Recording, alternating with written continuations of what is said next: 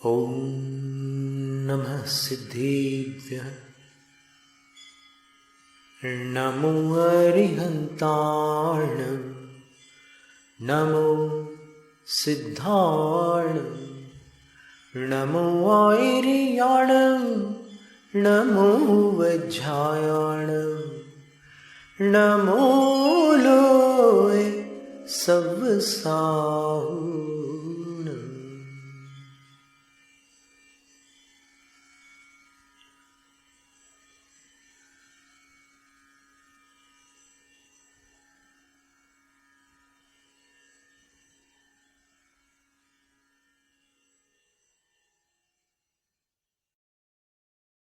The 10 attributes of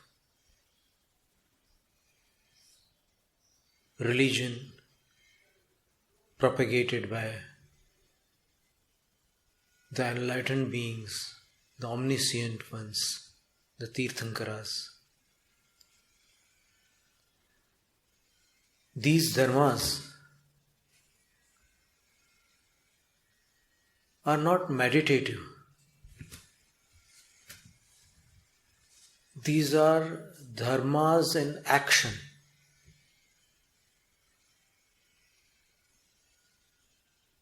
For monks, it has been said in the scripture Sarvarth Siddhi that there are 5 kinds of behaviors, activities. A monk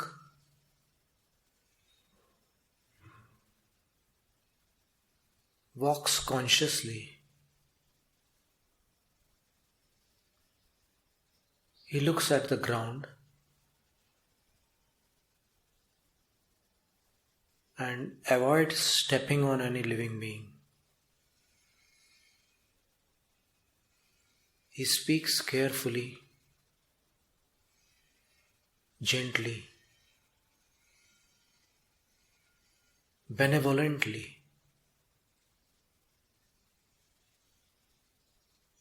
He eats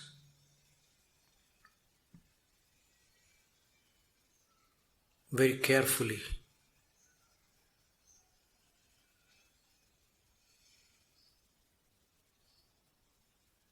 Takes pure food, vegetarian food.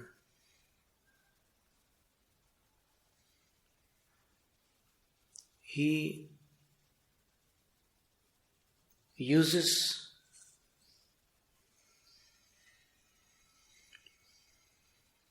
this equipment which is called Mayur Pichchika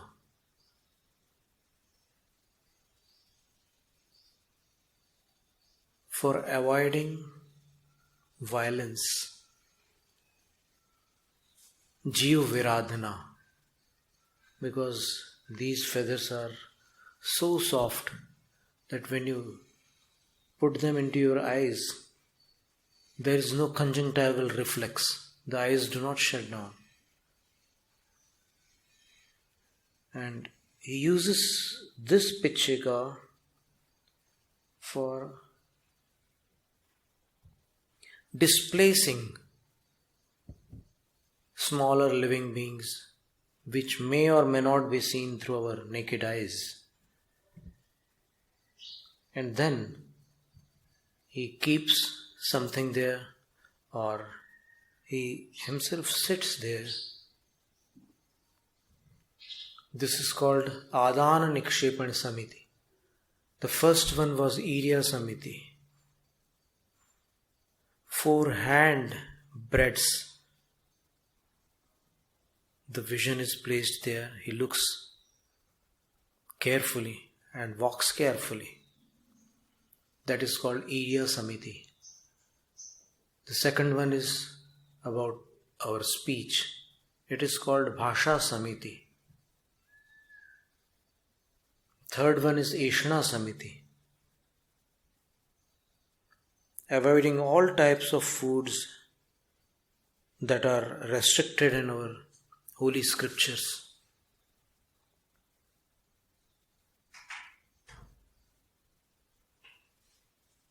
and all blemishes are also avoided. During the meals there are many mistakes and there are many things happen there, but he avoids and takes the food as per scriptures.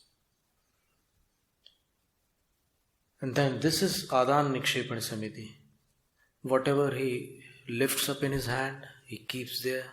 He sits, he sleeps, he uses this Mayur Pichika for margin purpose, for avoiding violence. It is called Adan Nikshepan Samiti. And then the last one is when he goes for excretion, there also he follows non-violence. So today is the third day. That is called Uttama Aarjav Dharma. Aarjav Shabd,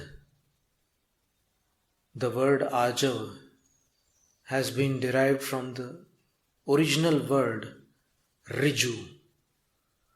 Riju, which means simple, no complications. And Arjav means Rijor Bhava Karmava Arjavam. In Sanskrit, every word has a derivative process. So Arjav is derived from the word Ruju, and that means simplicity. A monk lives a life of simplicity. And because of his simplicity, these 5 rules of his daily routine are performed simply, without any complications, without any mistakes. If somebody is deceitful,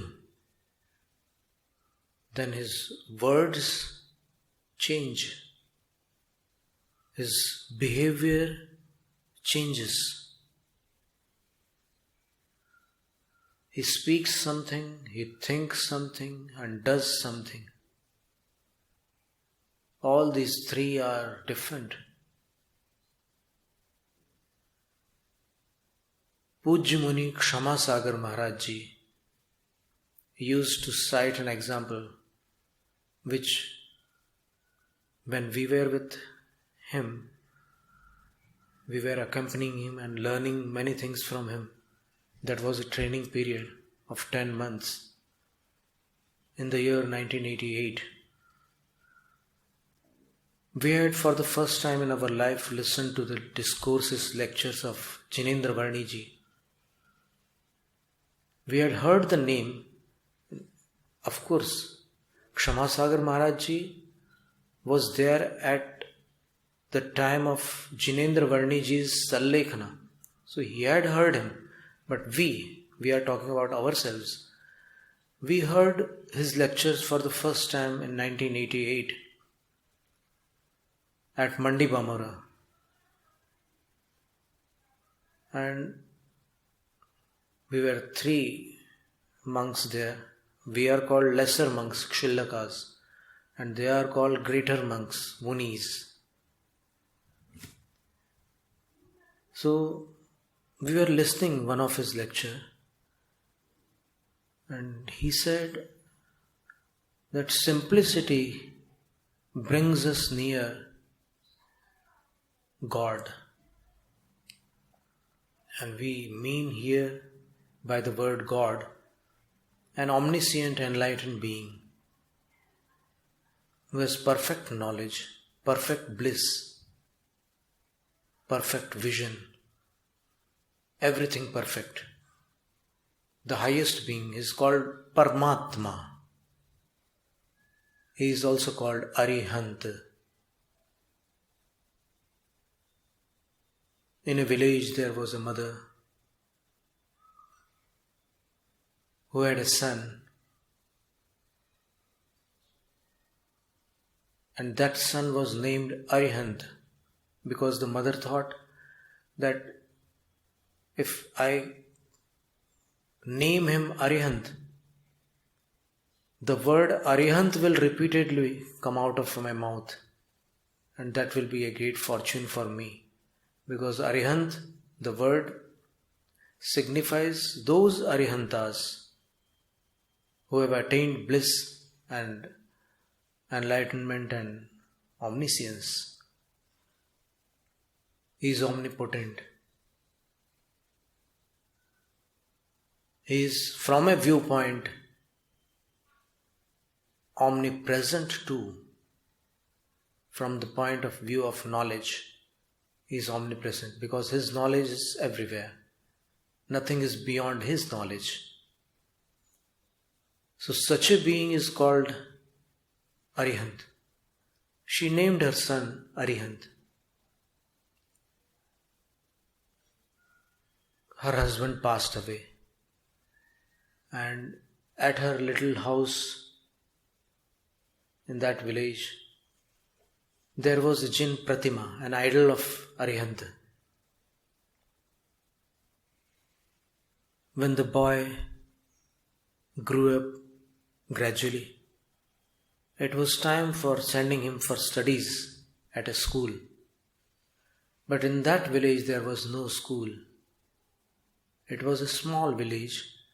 So she just went to a nearby village and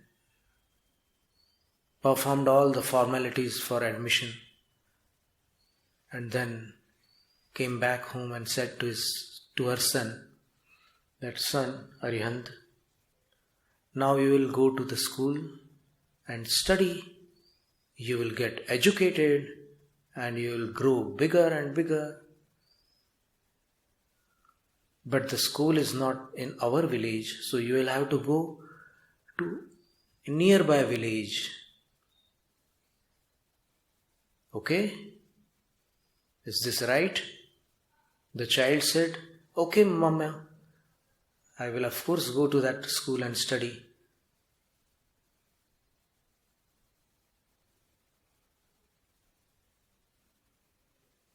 The mother,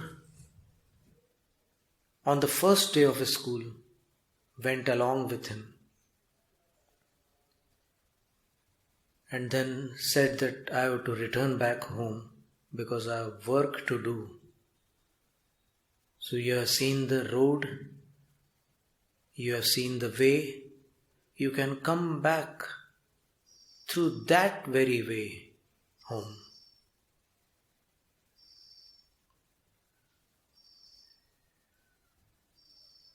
In the evening, Arihant came back home. Mother asked what happened at the school. He explained everything. He explained about the teachers. He explained about the classes. And then he said, from tomorrow, I won't go to the school. What happened? Did somebody bully you? No, mother. But when I return home, there is a thick forest in between our village and that village. I am afraid. In the evening, the jungle seems more frightening. So I cannot go to the school from tomorrow onwards. The mother just thought about some solution of this problem. Because worrying about a problem cannot solve it. She said, you don't have to fear about anything. When you return and you feel some fright within you, some fear within you, don't worry at all. Just you come here. She took her son to that Chaityalaya, Gruha Chaityalaya, the temple which was at her home in a secluded place. She took him with her and said that, look at the Lord. He bowed to the Lord Arihanta and said that this Lord is your elder brother. Oh, Mama, my elder brother? I thought I was only single. Where is he now? She said, he went away to the forest and he doesn't come back here. So when you feel fear, just remember him and call him. The child said, by what name? She said, his name is also Arihant. The child was very happy.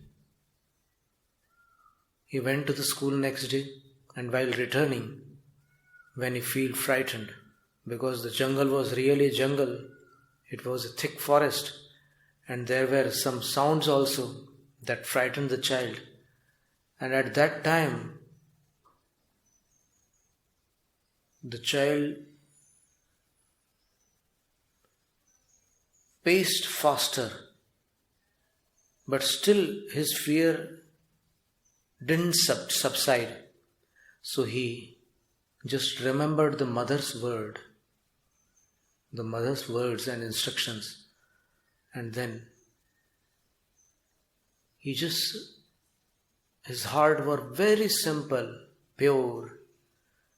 He just folded his hands and said, Brother Arihanta, I am feeling fear. Please come to me. Where are you? Some angel of the forest got impressed by his simplicity and transformed herself into an Arihant shape and came from behind that tree and said, Oh, little brother, why are you feeling frightened? I am always here. You don't have to feel fear. Come on. I will drop you some farther. So he came along with him, and then when the village was near, he returned back. The little brother was very happy, and he came jumping to the mother and said, Today is a wonderful day. I will never miss a single day of my school. He was very happy. The mother asked, what happened? He said, I met my elder brother Arihant. The mother was astonished because she was just solving that problem by saying some words of solace. But the child was saying that he really had met Arihant Bhaiya, his brother. Mother was astonished, surprised. And he was just shouting out of joy. The people from nearby houses also heard his narration. And when he narrated that whole incident, the mother shut her eyes and just folded her hands like this and said, Namo Arihantanam.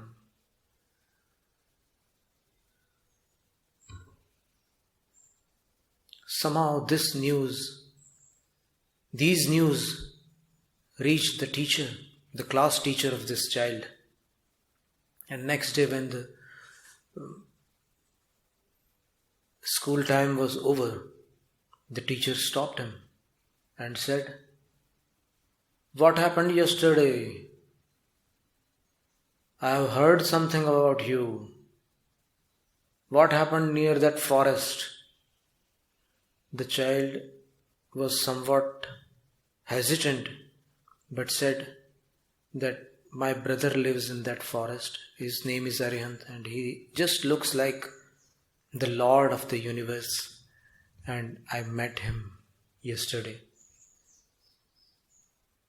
The teacher says, are you lying to me? The child replies, I don't know how to lie. The teacher says that, can you show me your brother, where he lives? I also want to see him. Of course, teacher, please come with me. And when the teacher came with him, he did not feel fear because of that teacher. And when he reached that very spot where the brother had met him, he stopped and said, here my brother lives, behind that tree. The teacher went there, performed a scrutiny, but there was nobody, and asked, where is he? Just call him. I want to see him. I want to meet him. The child called him.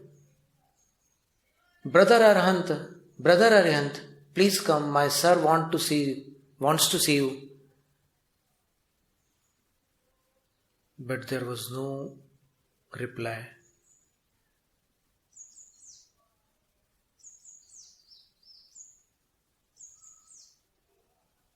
The child looked at the face of the teacher. The teacher was uneasy. His face expression was not gentle, and it seemed that the child was going to be proven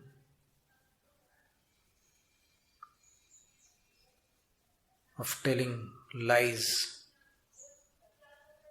The child got afraid. He again requested his brother, please brother, come here. My teacher wants to meet you. Why are you not coming today? Yesterday you came so quickly, and today you are hiding from me.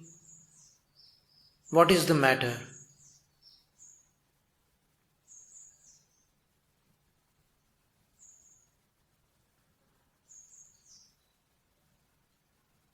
With such purity, with such simplicity, the child had requested his brother, had prayed to his brother that please come. The angel of the forest thought that I should not break his heart.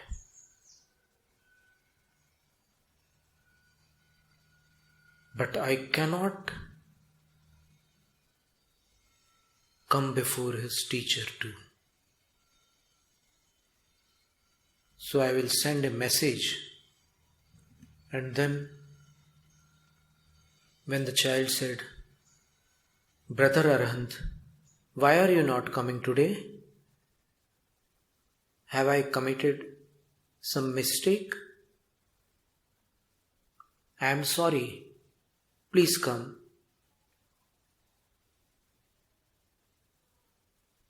The teacher saw the innocence in his eyes and thought that this child is not lying. But how is this possible?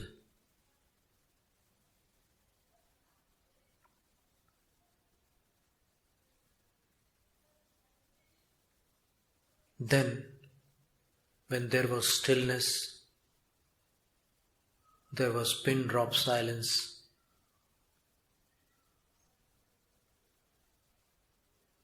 A sound of thunder was heard by both of them.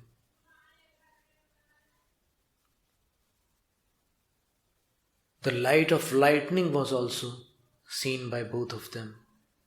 And then, from somewhere, these words were heard by the teacher.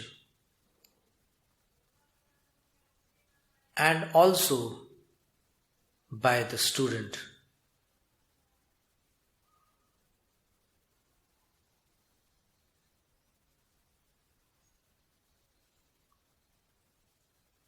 The words were these: the teacher needs time to meet me.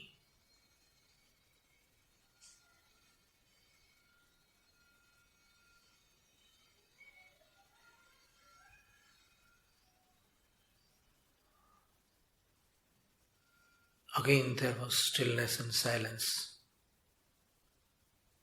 Not a leaf moved in the forest. The wind stopped. The child was surprised that Bhaiya is saying, brother is saying that teacher needs time to meet me. I cannot understand. But then the teacher said, don't worry, child. It is okay. You can go home. The teacher within himself contemplated about those words and thought,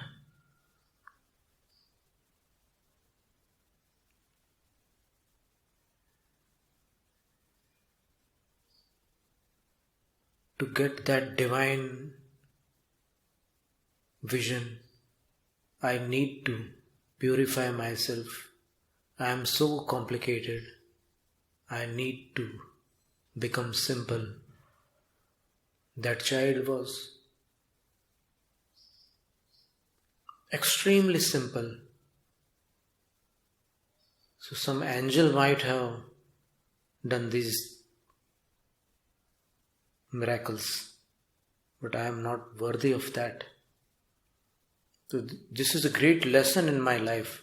I am teaching my students, but today my student has taught me something very great through that angel. I will improve myself. And he returns back.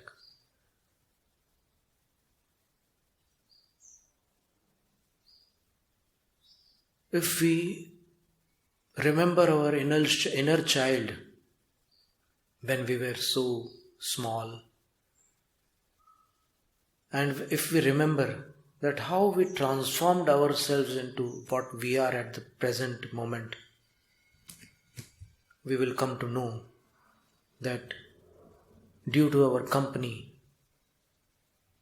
due to our lifestyles, due to many reasons, we have become so complicated.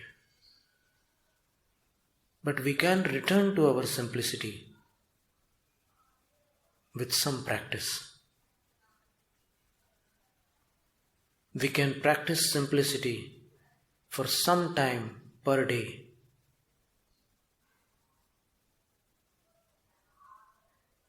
And then, day by day, simplicity is the fruit of many lives of penances. It is not simple to be simple.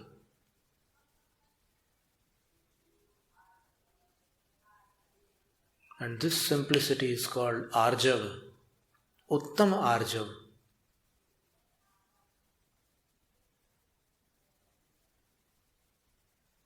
And when a sadhu, a monk, observes this simplicity in his life, because monks are also in communication with such people who are full of deceit, greed, etc. Sometimes his words and his thoughts are affected by them, but then still he performs the Uttama Aarjav Dharma. And likewise, all people can perform this. All people can practice Uttama Aarjav and become simpler in their life. Simplicity gives great fruits at the concluding moment of life. Jainam Jayatu Shasanam ओम ह्रीं उत्तमार्जव धर्मांगाय नमः। ओम ह्रीं उत्तमार्जव धर्मांगाय नमः। ओम ह्रीं उत्तमार्जव धर्मांगाय नमः।